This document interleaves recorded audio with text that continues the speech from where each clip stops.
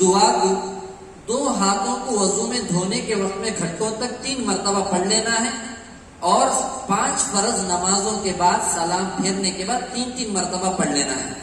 دعا ہے اللہم اغفر لی ذنبی ووسع لی فی داری وبارک لی فی رزقی۔ اس دعا کو بھی اس میں انشاءاللہ اپلوڈ رہے گا تو یاد کر لیجیے۔ ہاں، اس کے علاوہ فجر کے بعد، عصر کے بعد، یا سونے سے پہلے یا چلتے پھرتے بھی اس دعا کو کثرت سے پڑھ سکتے ہیں، کوئی حرج نہیں ہے۔ اگر کوئی ساتھی ایسا ہے جو بہت زیادہ پریشان ہے تو اس دعا کو کثرت سے پڑھو، اور ہر نماز کے 2 سجدوں کے درمیان میں جو دعا پڑھا، جو بولی گئی ہے، اس دعا کو پڑھو۔ ہاں، البتہ یہ چیزیں سنت نہیں ہیں اور واجب بھی نہیں ہے، فرض بھی نہیں ہے۔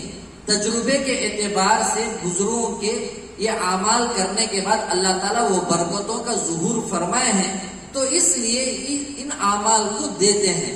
اس میں کوئی گناہ بھی نہیں ہے، غلط بھی نہیں ہے۔ اگر کوئی کوسی حدیث سے ثابت ہے، کوسی آیت سے ثابت ہے، اگر انہیں پوچھے گا اس کا جواب نہیں ہے۔ بس تجربے کے اعتبار سے یہ اعمال ہیں۔ ہمارے کئی ساتھیوں کو الحمدللہ یہ اعمال بتانے کے بعد الحمدللہ اللہ کئی برکتوں کا نزول ان کی زندگی میں اللہ تعالیٰ دے دیے ہیں۔ تو اس لیے یہ تیسرے عمل کو بھی ہمیں اچھی طریقے سے یاد کر لینا ہے۔ ہاں، اگر ایسا کوئی ساتھی ہے وہ پورے اعمال کو نہیں کر سکتا ہے تو پہلے ایک عمل کو شروع کرو، یا ایک عمل کو بھی مضبوطی سے تھامیں گے انشاءاللہ وہ عمل اس کی برکت ضرور ظاہر ہوگی، بشرطے کہ نیت صحیح ہو۔ اور چوتھی چیز یہ ہے،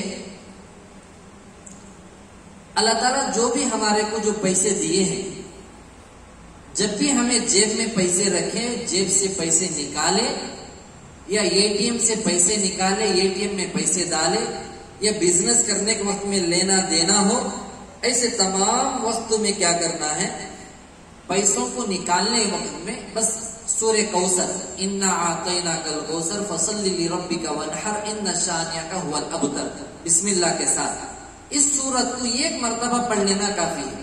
ہاں، یہ عمل بھی قرآن حدیث سے ثابت نہیں ہے، تجربے کے اعتبار سے اکابر کے کرنے کے بعد یہ عمل ملا ہے۔ تو اس لیے اس کے یہ جو بھی ہمیں عمل بتا رہے ہیں، اس کے لیے الگ گھنٹے ٹائم نکالنا نہیں ہے۔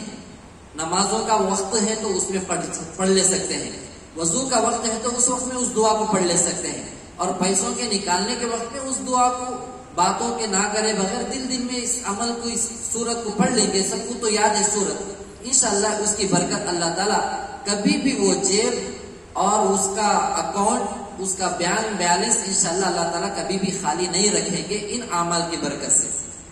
اور 5واں عمل یہ ہے،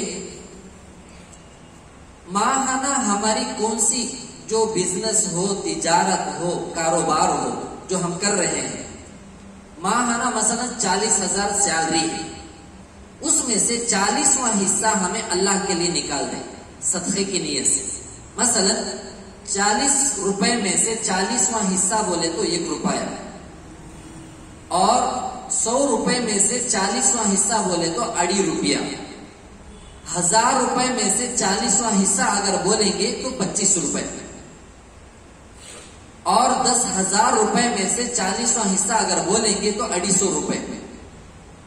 اس ترتیب سے 40,000 اگر بولیں گے تو 1,000 روپے، 30 پر 9,000 ہمارے، اور 1,000 صدقے کے نیت سے اللہ کے نام پہ۔ یہ ترتیب اگر ہمیں بنا لیں گے انشاءاللہ بہت زیادہ اللہ تعالیٰ برکتوں کا نزول فرمائیں گے۔ یہ پیسوں کا جو میں عمل جو بتا رہا ہوں ذرا دشواری ہوگی، یہ 1000 روپے ہوتے تو کرنٹ کی بل بن لیتے، یہ 1000 روپے ہوتے تو گیس کا سلنڈر جو آ جاتا تھا، ایسے خیالات ضرور آئیں گے، لیکن ذرا مجاہدہ کر کے ہمت کر کے کریں گے اللہ ضرور برکت دیں گے۔ تو اس کی ترتیب میں یہ کرنا ہے، گھر کے اندر ایک ڈبہ رکھیے، یا کسی سے ہمارا تعلق ہے مدرسے کا، مکتب کا، یا کسی غریبوں کا، وہاں اس پیسے کو لگانے کی کوشش کریں۔ اگر نہیں، اپنے رشتہ دار ہیں، رشتہ دار ضرورت مند ہوتے ہیں تو ان کے اوپر خرچ کرنا ڈبل ثواب ہے۔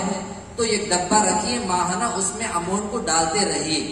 ہاں، جب سال ختم ہو گیا، 6 مہینے ختم ہو گئے، اسے پیسوں کو نکال کر اپنے رشتہ داروں میں جو ضرورت مند کون ہے دیکھ کر یا تو پیسے دے دیجئے یا ان کی جو ضرورت کی چیز ہے اسے لا کر دے دیجئے. ہاں نہیں ہمارے رشتہ داروں میں اگر ایسا لینے کو حقیر سمجھتے ہیں اور بہت زیادہ ناگواری ظاہر کرتے ہیں تو آسان طریقہ یہی ہے کہ ہمارا تعلق کسی مدرسے سے ہے یا کسی مکتب سے ہے تو ان کے پاس ان اماؤنٹ کو جمع دیں، انشاءاللہ وہ نیک کاموں میں لگ جائے گا. تو یہ ترتیب ہمیں بعض ہمارے ساتھیوں میں سے جو نوکری کرتے ہیں تو ہمیں ان کو بتائیں، 3-4 ساتھیوں کو الحمدللہ ماہانہ وہ جو ہے ان کی سیلری 40,000 ہے تو 1,000 روپے، یا ان کی سیلری 30,000 ہے 25,000 ہے تو 40واں حصہ کتنا ہوتا وہ ترتیب سے نکال کر انہوں ہمارے مدرسے کے لیے جو تعاون جو چل رہا ہے اس میں وہ حصہ لے لیتے ہیں. تو اس طریقے سے بھی ہمیں کر سکتے ہیں. حضرت مولانا پیر ذوالفقار صاحب نقشبندی دامت برکاتہ حضرت فرماتے ہیں 40واں حصہ نکالنے کے بجائے ڈبل حصہ نکال دو. مثلا 100 روپے میں سے 40 روپے میں سے 1 روپہ جہاں نکالتے ہیں تو 40 روپے میں سے 2 روپے نکالو. 100 روپے میں سے 250 روپے ہیں تو 250 روپیہ ہے تو 100 روپے میں سے 2.5 روپے کے بجے 5 روپے نکال دو.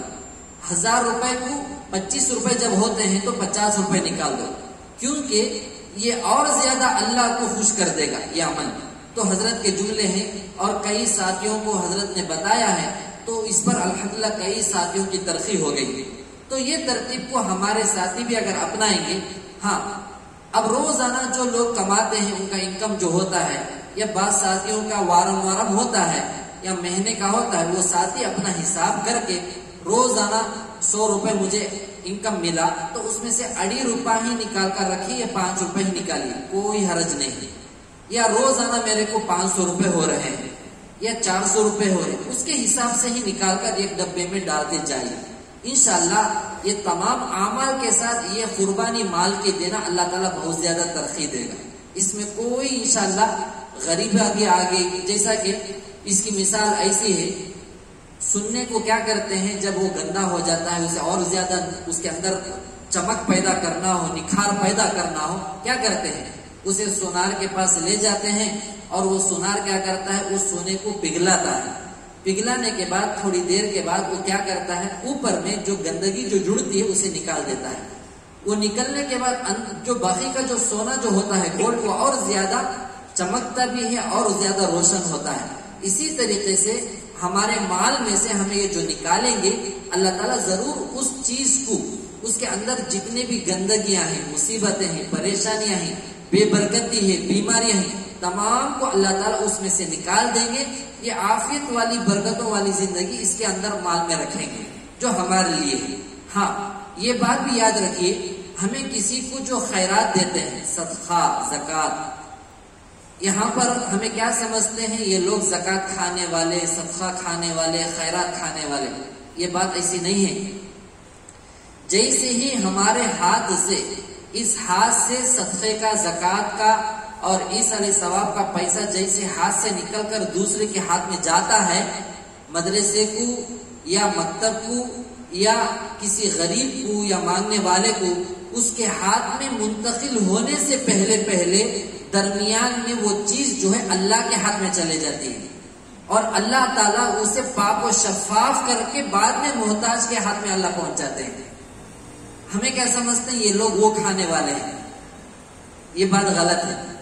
جیسا کہ مدرسوں میں پڑھنے والے علماء اکرام، طلبہ، مہمان رسول جن کو مدارس کو زکوٰۃ صدقہ بھی دیتے ہیں، حلال ہے دینا، درست ہے، ہمارے اوپر حق بنتا ہے. اللہ تعالیٰ ان تمام کو صدقہ، خیرات، زکوٰۃ کا نہیں کھلا رہے ہیں. اللہ ان کے ہاتھ میں، ان کے منہ میں جانے سے پہلے اپنے ہاتھ میں لے کر اسے پاک کر کے ان کے حوالے کرتے ہیں. اس لیے ہمیں حقیر نہیں سمجھنا ہے. تو یہ ترتیب ہمیں 5ویں ترتیب مال کی اس طریقے سے رکھ لیجیے. بس اتنے ہی باتیں میرے ذہن میں آئی اور بہت زیادہ اور بھی ہیں انشاءاللہ وقتاً فوقتاً. یہ مالداری کے اعتبار سے، برکتوں کے اعتبار سے انشاءاللہ جب ہمارے ذہن میں باتیں آئیں گی انشاءاللہ اس وقت میں انشاءاللہ ضرور بتائیں گے.